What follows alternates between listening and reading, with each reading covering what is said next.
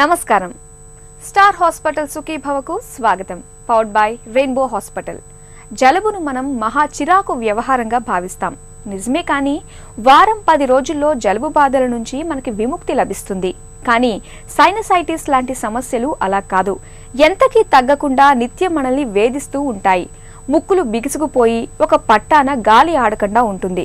అస్తమానం తెమడ గొంతులోకి దిగుతూ ఒకటే ఇబ్బందిగా ఉంటుంది. తలంతా బరువుగా దిమ్ముగా ఉండి కనుబొమ్మలు 2 జివ్వుమని లాగేస్తూ ఉంటాయి. ఒక్క మాటలో చెప్పాలంటే సైనసైటిస్ ను ప్రత్యక్ష నరకానికి నిదర్శనంగా చెప్పుకోవచ్చు. అసలు ఈ సైనసైటిస్ ఎందుకు వస్తుంది, సైనస్ బాధల నుంచి ఎలా ఉపశమనాన్ని పొందాలి, చికిత్స ఎలా ఉంటుంది మొదలైన వివరాల గురించి ఇప్పుడు తెలుసుకుందాం.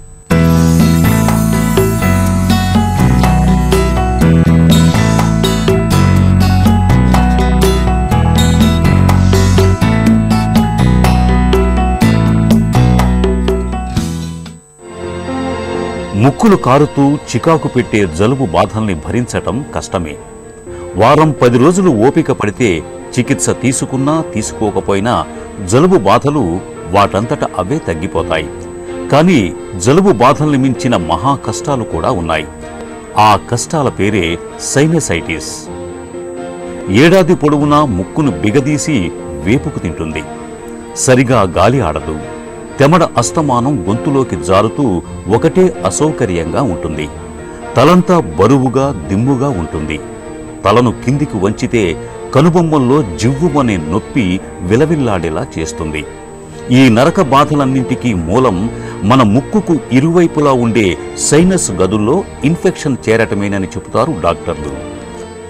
ఈ సైనస్ గదులు అనేవి ముక్కులో ఉండే ఎప్పుడు ఇన్ఫెక్ట్ అవుతాయంటే యూజువల్గా సెప్టల్ డీవియేషన్ అంటే ముక్కులో పార్టిషన్ దూలం అనేది వంకర ఉండడం, దానివల్ల సరిగా గాలి తీసుకోకపోవడం వల్ల ఈ సైనస్ గదులు ఇన్ఫెక్ట్ అయ్యేదానికి అవకాశం ఉంటుంది.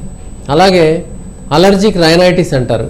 అంటే తుమ్ములు రావడం కంటిన్యూస్గా 10-20 టైమ్స్ 50 టైమ్స్ తుమ్ములు రావడం, దాని తర్వాత నీళ్లు గారడం, ఈ కండిషన్ని అలర్జిక్ రైనైటిస్ అంటారు. ఈ అలర్జిక్ రైనైటిస్ అనేది యూజువల్గా పొల్యూషన్ వల్ల కానీ, అలాగే పోలెన్ అంటే ఈ పుప్పొడి వల్ల కానీ, సీజనల్గా ఈ స్మోక్, కొన్ని కాస్మెటిక్స్ వల్ల కానీ, తర్వాత పెట్స్ అట్ హోమ్ కానీ, కోల్డ్ వెదర్ కానీ, ఇవన్నీ ఈ కండిషన్స్లో ఈ అలర్జిక్ రైనైటిస్ అనే సమస్యతో బాధపడుతుంటారు. ఈ అలర్జిక్ రైనైటిస్ అనే సమస్య అలర్జిక్ సైనసైటిస్గా అయ్యేదానికి అవకాశం ఉంటుంది. అంతేగాక నేసల్ పాలిప్స్ అని, అంటే ముక్కులో white skin peeled white grapes అంటారు. అంటే అలా సమ్ స్ట్రక్చర్స్ అంటే గ్రో అవుతాయి, వాటిని పాలిప్స్ అంటాం. అంటే వైట్ గ్రేప్స్కి స్కిన్ తీసేస్తే ఎలా ఉంటాయో అలాంటి గ్లిజనింగ్ స్ట్రక్చర్స్ ఈ సైనస్ గదుల్లో అంతా ఫిల్ చేసి సైనస్ డ్రైనేజెస్ ద్వారా ముక్కు లోపలికి వచ్చి వేలాడి ముక్కు బ్లాక్ చేసి, అలాగే దానివల్ల సెన్స్ ఆఫ్ స్మెల్ కూడా పోయేదానికి అవకాశం ఉంది. ఈ సైనసైటిస్ పాలిప్స్ ఉండే వాళ్ళలో కూడా వచ్చేదానికి అవకాశం ఉంది. అంతేకాకుండా ఈ ఫంగల్ సైనసైటిస్ అని ఇంకో కండిషన్ ఉంది. ఇది డయాబెటిక్స్ ఉండే వాళ్ళ డయాబెటిక్స్లో, అలాగే ఇమ్యూనో కాంప్రమైజ్ పీపుల్లో కూడా ఫంగల్ సైనసైటిస్ చూసేదానికి అవకాశం ఉంటుంది. ఇక్కడ మన ముఖంలో కనిపిస్తున్న గాలితో నిండిన మార్గాల్ని సైనస్ గదులని పిలుస్తారు.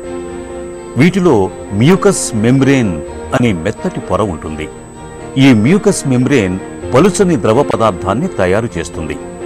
ఇవి ఊపిరి పీల్చుకున్నప్పుడు శరీరంలోకి ప్రవేశించిన గాలికి సరైన ఉష్ణోగ్రత, తేమ కల్పించటానికి తోడ్పడుతూ ఉంటాయి.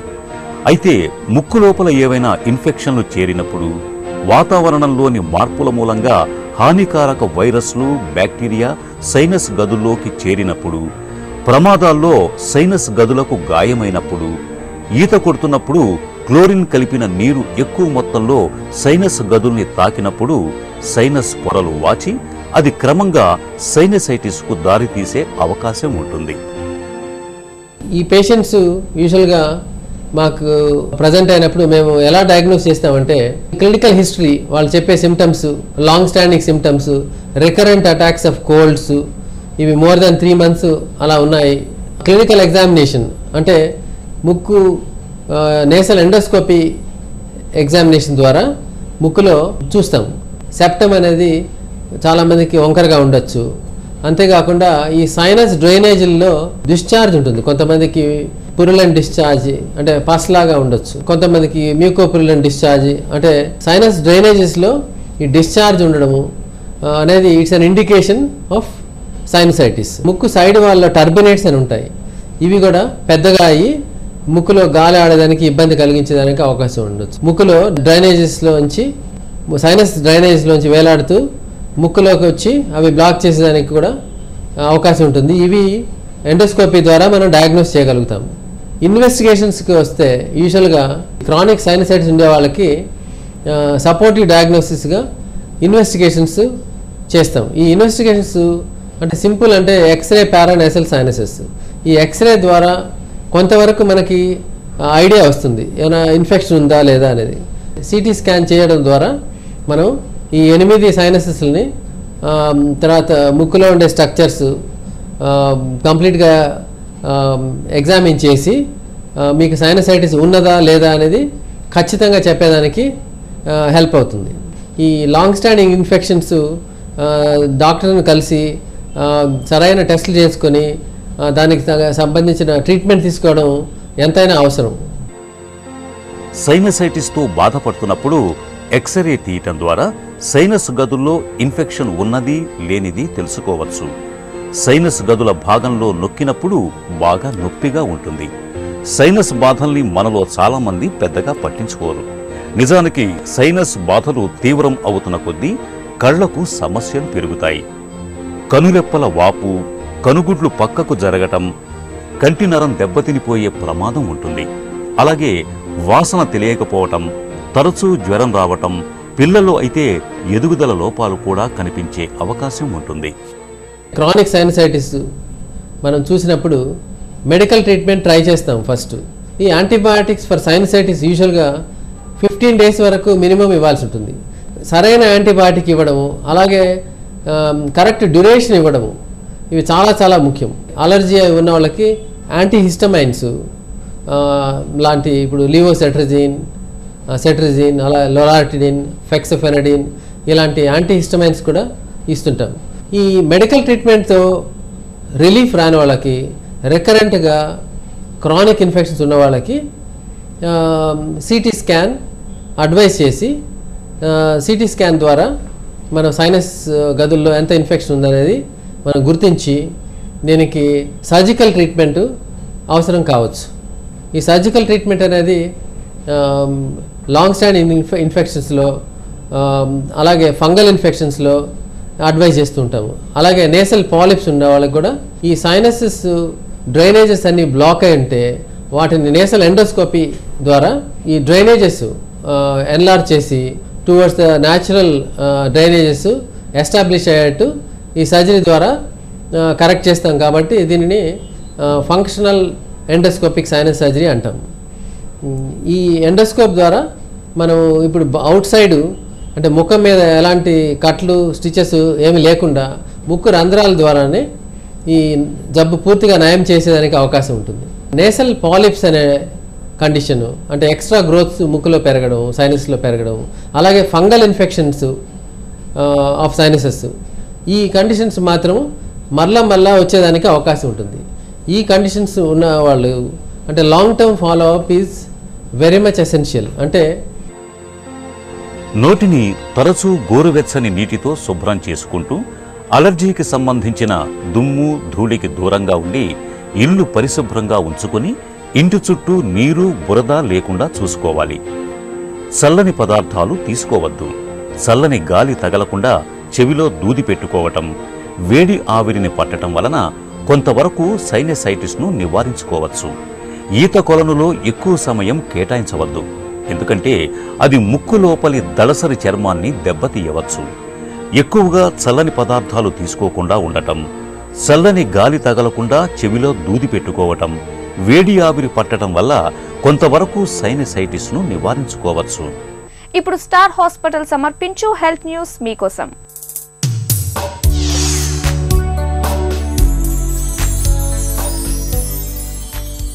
పుండ్లను నయం చేసే ఒక కొత్త రకం జిగురు ద్రవాన్ని అమెరికా పరిశోధకులు రూపొందించారు. కాంతి తగిలినప్పుడు చర్మం, రక్తనాళాల గుణాలను అనుకరించే ఈ జిగురు ద్రవం ఈఎల్పి అనే ఒక పాలీపెప్టైడ్ ఆధారిత హైడ్రోజెల్. ఈ జిగురు ద్రవం పుళ్లను వెంటనే మాన్పడానికి తోడ్పడుతుందని చెబుతున్నారు. జీవ సామర్థ్య పాలీపెప్టైడ్ నుంచి తయారు చేసిన ఈ జిగురు ద్రవం మృదువుగా, బలంగా ఉంటుంది. కాంతి ద్వారా ఈ జిగురు ద్రవాన్ని ప్రేరేపించవచ్చు. కాంతి ప్రభావానికి గురైనప్పుడు ఈఎల్పిలోని అణువుల మధ్య బలమైన బంధాలు ఏర్పడతాయి. దీంతో ఇతరత్ర రసాయనాల అవసరం లేకుండానే జిగురు ద్రవం స్థిరంగా ఉంటుంది. సహజమైన ఎంజైముల ప్రభావంతో ఈఎల్పి కొంతకాలానికి కరిగిపోతుంది. ప్రయోగశాలలో సజీవ కణాలపై పరీక్షించినప్పుడు ఎలాంటి దుష్ఫలితాలు కనిపించలేదని పరిశోధకులు చెబుతున్నారు.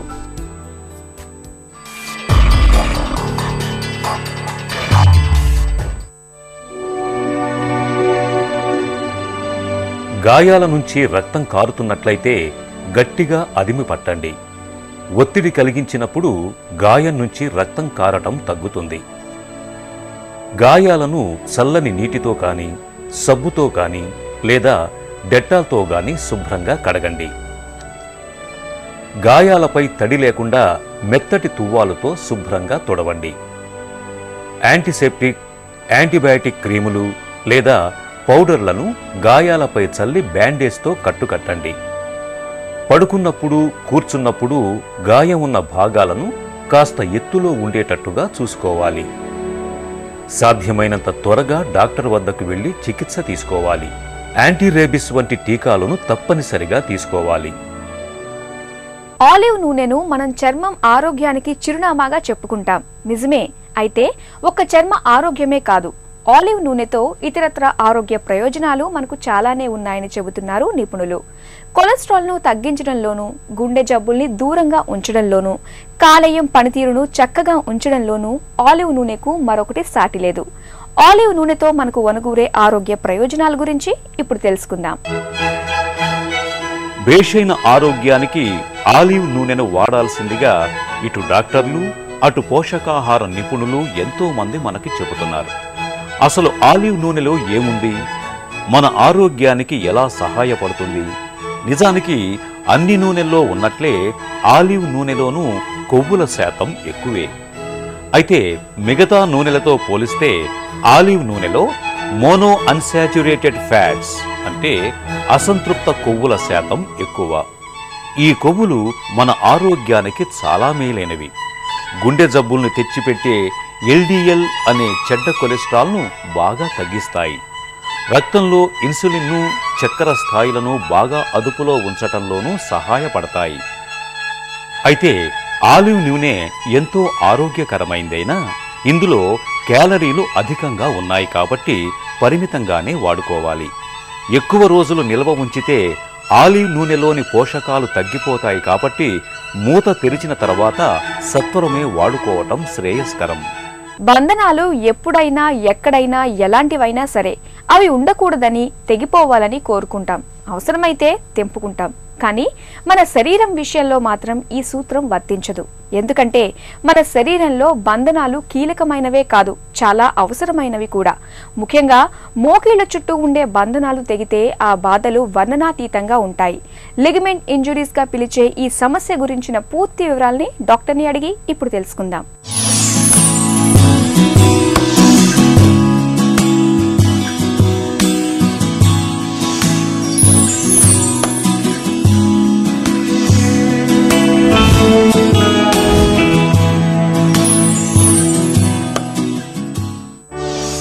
నీ లెగమెంట్ ఇంజురీస్ అంటే ఏంటి? నీ జాయింట్ చుట్టూతో మనకి ఎంసీఎల్, ఎల్సీఎల్ అని బయట పక్క, లోపల పక్క లెగమెంట్స్ ఉంటాయండి. అలాగే నీ జాయింట్ లోపల ఏసీఎల్ అండ్ పీసీఎల్ ఈ రెండు లెగమెంట్స్ ఉంటాయి. అలాగే వాషర్స్, మెనిస్కస్ అంటాం, లాటరల్ మెనిస్కస్, అలాగే మీడియల్ మెనిస్కస్. ఇవన్నీ ఏంటంటే నీ స్టెబిలైజర్స్, అంటే నీ జాయింట్ స్టేబుల్గా మనకి ఉపయోగపడడానికి ఇవి పనిచేస్తాయండి. ఎప్పుడైతే ఈ నీ లెగమెంట్స్లో ఎలాంటి ఇంజరీ జరిగినా, ఒకవేళ బయట పక్క ఎంసీఎల్, ఎల్సీఎల్ జరిగినా, లేదంటే లోపల పక్క ఏసీఎల్, పీసీఎల్, లేదంటే మెనిస్కల్ ఇంజరీ జరిగినా కూడా మనకి ఈ నీ జాయింట్ ఫంక్షన్ చాలా డిఫర్ అయిపోతుంది. సో దీన్ని మనం ఇంటర్నల్ డిరేంజ్మెంట్ ఆఫ్ నీ అంటాం, అంటే ఐడికే అంటాం అన్నమాట. మోకాల్లో లెగమెంట్ గాయాలు ఎన్ని రకాలుగా ఉంటాయి? లిగమెంటస్ ఇంజరీస్ యూజువల్గా ఏంటంటే స్పోర్ట్స్ రిలేటెడ్ పర్సన్స్లో ఎక్కువ అవుతాయండి. మామూలుగా ఫుట్బాల్ లేదంటే వాలీబాల్, టెన్నిస్ ఇలాంటి క్రీడలు ఆడేవాళ్ళల్లో ఈ నీ లిగమెంట్ ఇంజరీస్ చాలా ఎక్కువగా ఉంటాయి. అదేవిధంగా రోడ్ యాక్సిడెంట్స్లో కూడా ఇప్పుడు బాగా ఈ శాతం అనేది బాగా పెరుగుతుంది. ఈ స్పోర్ట్స్ రిలేటెడ్ పర్సన్స్లో యూజువల్గా వీళ్ళు పరిగెడుతూ సడన్గా ఈ లెగ్ని ట్విస్ట్ చేస్తారు. అంటే జంప్ చేస్తూ ల్యాండ్ అవుతున్నప్పుడు ఎక్కువ శాతం దీనివల్ల అవుతుందండి. అలాగే యాక్సిడెంట్స్ మామూలుగా ఈ నీ జాయింట్ దగ్గర ఎక్కడైనా మనకి దెబ్బ తగిలినప్పుడు యూజువల్గా బోన్తో పాటు ఇవి కూడా టేర్ అయ్యే అవకాశాలు ఎక్కువగా ఉంటాయి. యూజువల్గా ఈ నీ ఇంజరీస్లో కూడా మోస్ట్ కామన్ వచ్చేపాటికి ఏసీఎల్ ఇంజరీ అవుతుందండి. అండ్ అదేవిధంగా ఎప్పుడు నీ లిగమెంటస్ ఇంజరీస్ జరిగినప్పుడు ఎప్పుడు ఒకటే అవ్వదు, ఇప్పుడు కూడా అసోసియేటెడ్ ఇంజరీస్ అనేవి జరుగుతాయి. అంటే ఇప్పుడు కూడా ఏసీఎల్ జరిగినప్పుడు మోస్ట్ కామన్గా ఎంసీఎల్ ఇంజరీ అలాగే మీడియల్ మెనిస్కస్ ఇంజరీ కూడా జరుగుతాయి అన్నమాట. లెగమెంట్ గాయాలు అయినప్పుడు ఎలాంటి సమస్యలు ఎదురవుతాయి? లిగమెంటస్ ఇంజరీస్ అనేవి జరిగినప్పుడు పేషెంట్కి చాలా స్వెల్లింగ్ అనేది వస్తుంది, పెయిన్ అనేది వస్తుంది. యూజువల్గా మనం ఈ ఇంజరీ అనేది జరిగి తర్వాత ఈ స్వెల్లింగ్ ఈ పెయిన్తో మనం హాస్పిటల్కి వెళ్ళినప్పుడు యూజువల్గా ఎక్స్రే తీస్తారు. ఎక్స్రేలో ఏంటంటే ఇవేమి మనకి ఓన్లీ బోన్సే కనపడతాయి కాబట్టి ఈ ఇంజరీస్ని యూజువల్గా మిస్ అవుతూ ఉంటారు. ఏమీ ప్రాబ్లం లేదు, సో మనము కొన్నాళ్ళ తర్వాత నడుస్తూ ఉంటే ఏంటంటే ఈ జాయింట్ అనేది పక్కకి తొలగిపోయినట్టుగా, అంటే ఇన్స్టెబిలిటీ ఆఫ్ ద నీ అంటాం. సో జాయింట్ నడుస్తుంటే పక్కకి వెళ్ళిపోతున్నట్టు, సో పరిగెట్టలేకపోవడం ఇలాంటివి జరుగుతూ ఉంటాయి అన్నమాట. లిగమెంట్ గాయాల్ని ఎలా నిర్ధారిస్తారు? నీ దగ్గర ఇంజరీతో పేషెంట్ వచ్చినప్పుడు మనం ఫస్ట్ ఎక్స్రే తీస్తామండి. ఎక్స్రేలో ఏమి బోన్ ఇంజరీస్ ఏమీ లేవు అనుకున్నప్పుడు నెక్స్ట్ ఫర్దర్ ఇవాల్యుయేషన్లో ఎంఆర్ఐ చేస్తాం. ఎంఆర్ఐ 99% సెన్సిటివ్ అండి.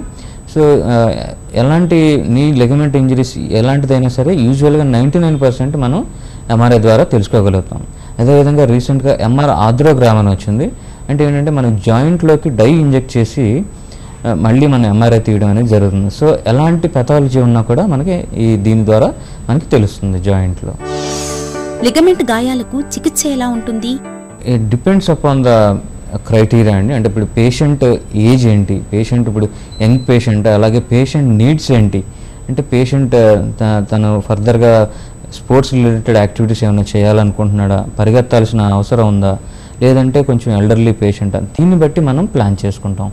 యూజువల్గా యంగ్ పేషెంట్స్ అలాగే వాళ్ళకి స్పోర్ట్స్ రిలేటెడ్ యాక్టివిటీస్ ఉన్నాయి అనుకున్నప్పుడు మనం ఈ ఆర్థోస్కోపీ ద్వారా ఏసీఎల్ రీకన్స్ట్రక్షన్ కానీ ఈ మెనిస్కల్ రిపేర్స్ కానీ చేయడం అనేది జరుగుతుంది. ఈ ఏసీఎల్ ఇంజరీ అనేది జరిగినప్పుడు ఏంటంటే మనం ఏసీఎల్ రీకన్స్ట్రక్షన్ అనేది చేస్తాం. సో మనం ఆర్థోస్కోపీ ద్వారా జాయింట్లోకి చూస్తూ ఈ ఏసీఎల్ చిరిగిపోయిన ఈ ఏసీఎల్ని మనం తీసేయడం అనేది జరుగుతుంది. తర్వాత అదే ఒక పక్కన మన కాల్లో ఉన్న టెండాన్ని మళ్ళీ మనం తీసి ఈ ఏసీఎల్ రూపంలో మళ్ళీ రీకన్స్ట్రక్ట్ చేస్తాం అన్నమాట. అలాగే మెనిస్కల్ టేర్స్ ఈ వాషర్స్ ఎప్పుడైతే చిరిగిపోయినాయో ఆ వాషర్స్ని ఎంతవరకు చిరిగింది, చిన్నగా చిరిగిందా లేదంటే ఈ చిరుగు అనేది బాగా ఎక్కువగా ఉన్నదా, దీన్ని బట్టి మనం పార్షియల్ మెనిసెక్టమీ అంటే ఆ చిరిగిపోయిన చిన్న మొక్కను తీసేయడం జరుగుతుంది. లేదంటే చిరుగు అనేది ఎక్కువ ఉంటే దాన్ని మనం మళ్ళీ సూచర్ చేసి మెనిస్కల్ రిపేర్ చేస్తాం అన్నమాట. లిగమెంట్ గాయాలను నివారించుకోవచ్చా? డైలీ యాక్టివిటీస్లో పాల్గొనే పర్సన్కి పెద్దగా ఈ నీ లిగమెంట్ ఇంజరీస్ గురించి వరీ అవ్వాల్సిన పని లేదండి. మామూలుగా స్పోర్ట్స్ రిలేటెడ్ పర్సన్స్లో ఈ రిస్క్ అనేది చాలా ఎక్కువగా ఉంటుంది. సో దీనికి సంబంధించి మనం కొన్ని జాగ్రత్తలు తీసుకోవచ్చు. ఏంటంటే మనకి బ్యాలెన్స్ ట్రైనింగ్ అంటాం. అంటే క్వాడ్రిసెప్స్ అంటే మన తొడకి ముందు పక్క అలాగే వెనక పక్క క్వాడ్రిసెప్స్ అలాగే హ్యామ్స్ట్రింగ్ మజిల్స్ బ్యాలెన్సింగ్ ఎక్సర్సైజ్ చేసుకోవాలి. అలాగే పైలోమెట్రిక్ ఎక్సర్సైజ్ అంటాం. అంటే యూజువల్గా ఈ గేమ్స్ స్పోర్ట్స్ ఆడే వాళ్ళల్లో వాళ్ళు జంప్ అయ్యి ల్యాండ్ అవుతున్నప్పుడు కాలు హీల్ దగ్గర ల్యాండ్ అయితే కనుక యూజువల్గా ఈ ఏసీఎల్ ఇంజరీస్ అనేవి ఎక్కువ జరుగుతాయి. సో ఈ పైలోమెట్రిక్ ఎక్సర్సైజ్ ద్వారా మనం ల్యాండింగ్ ఎలా ఉండాలి అనేది మనం ఈ ట్రైనింగ్ అనేది ఇవ్వడం జరుగుతుంది. దీని ద్వారా మనం ఈ లిగమెంటస్ ఇంజరీస్ని ప్రివెంట్ చేసే అవకాశం ఉంటుంది. మోకాళ్ళ చుట్టూ రక్షణగా ఉంటే లిగమెంట్ బంధనాలు తెగినప్పుడు ఎలాంటి చికిత్స అవసరమవుతుందో, లిగమెంట్ గాయాలు కాకుండా ఎలాంటి జాగ్రత్తలు తీసుకోవాలో తెలుసుకున్నాం కదా. ఇక ఈ రోజు కార్యక్రమాన్ని ముగించే ముందు స్టార్ హాస్పిటల్ సమర్పించు ఒక చిన్న చిట్కా మీకోసం. రక్తంలో కొలెస్ట్రాల్ శాతం బాగా ఎక్కువగా ఉన్నప్పుడు నిత్యం 1 చెంచాడు అవిసె గింజల నూనెను పాలల్లో వేసుకుని తాగడాన్ని ఒక అలవాటుగా చేసుకోండి. కొలెస్ట్రాల్ నిల్వలు త్వరగా తగ్గుముఖం పడతాయి. సుఖీభవ కార్యక్రమానికి సంబంధించి మీ విలువైన సూచనలు సలహాల్ని వెంటనే మాకు రాయండి. మా చిరునామా Sukhibhava, ETV, Ramoji film city, Hyderabad 501512 లేదా sukhibhava@etv.co.in కు మెయిల్ చేయండి. మీ ఆరోగ్య సంజీవిని సుఖీభవ కార్యక్రమాన్ని ఇప్పుడు యూట్యూబ్ ఆన్లైన్లో www.youtube.com/etv news లింక్ ద్వారా కూడా వీక్షించండి.